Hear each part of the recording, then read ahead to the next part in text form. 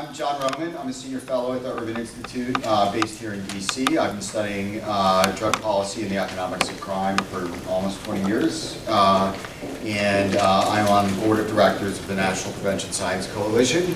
And I'm delighted to moderate the session today.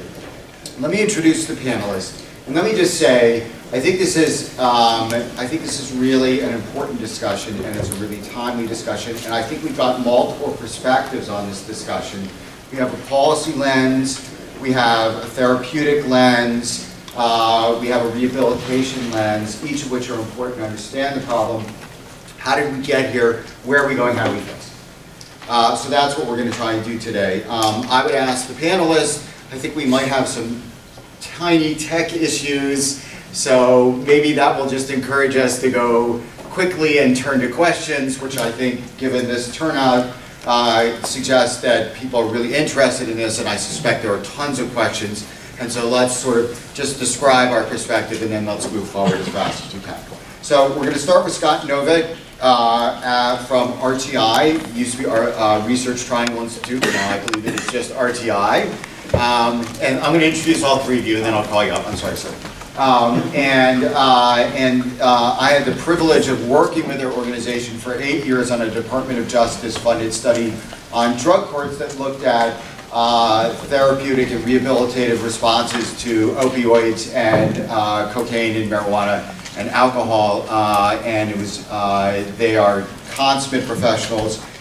He's going to talk about the course of the opioid epidemic, how we got here and how we can fix it.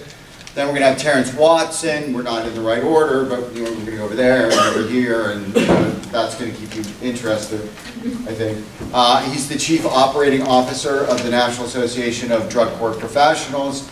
I am pleased to have been associated with the National Association of Drug Court Professionals by being on the board of their journal for the past, I believe, 4 years. And it's a terrific shop with multiple dimensions. There's the National Drug Court Institute, which is more of their sort of philanthropic training, technical assistance sort of arm. So they do a bunch of different stuff.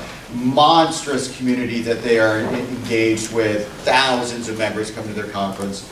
It's a very impressive place. So he's going to talk about drug courts and the response to this rise in the use of opiates, including medical assisted therapies and some other issues. And then I'm really pleased to introduce, in the middle, Kenzie Preston, who's a PhD in pharmacology, works at the National Institute on Drug Abuse, where she's been for the last 25 years, and in their intramural research program.